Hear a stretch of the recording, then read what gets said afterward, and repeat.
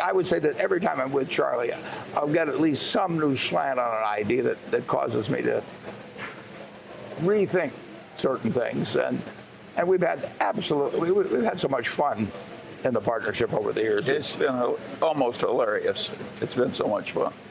Buffett credits the Berkshire Hathaway vice chairman with teaching him the importance of paying up for high-quality businesses. When he weaned me away from the idea of buying very so-so companies at very cheap prices, knowing that there was some small profit in it, and looking for really wonderful businesses that we could buy at fair prices. It's not that much fun to buy a business where you really hope this sucker liquidates before it goes broke. The willingness to pay for quality paid off for Munger and Buffett in deals like their 1972 purchase of See's Candies and their decision in the late 1980s to buy a substantial stake in Coca-Cola. Before his Berkshire days, Munger owned his own successful investment firm and practiced law. In 1962, he and a group of attorneys founded Munger Tolles, now known as Munger Tolles & Olson, a very prominent law firm. Munger, like Buffett, grew up in Omaha, Nebraska, and as teenagers, they both worked at Buffett's grandfather's grocery store, but not at the same time, as Munger was 7 years older.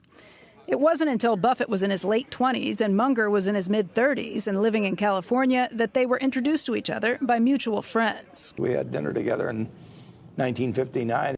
In 5 minutes, Charlie was rolling on the floor laughing at his own jokes, and I do the same thing. They began to spend hours each week on the telephone, talking investments, and Buffett urged Munger to trade in a career in law for one in investing. I met Charlie, and he was practicing law, and I told him that was okay as a hobby, but it was a lousy business.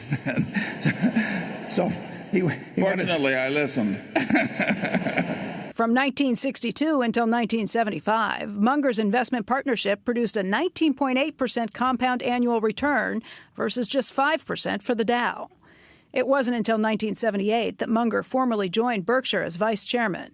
But Munger's even-tempered, risk-averse, and pragmatic approach to investing was a major influence on Buffett from the time they first met, helping Berkshire Hathaway grow into a multi-billion-dollar conglomerate that owns well-known businesses like Dairy Queen, Geico, Helzberg Diamonds, and Burlington Northern. Munger, however, didn't limit himself to just Berkshire. He was chairman of Wesco Financial from 1984 until 2011, when it was totally assimilated into Berkshire. During those years, he was known for his deadpan humor and straight-shooting style at shareholder meetings where he interacted at length with his investors. After Wesco, Munger moved the show and his growing collection of fans to another company where he remained chairman, the Daily Journal. Charlie? Yeah.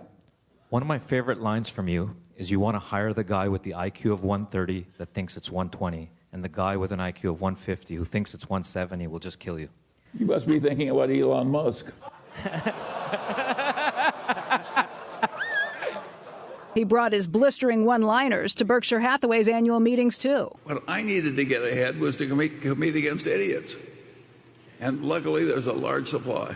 And professional traders that go into trading cryptocurrencies, it's just disgusting. It's like somebody else is trading turds and you decide I can't be left out. Charlie's big on lowering expectations. Absolutely. That's the way I got married. My wife lowered her expectations.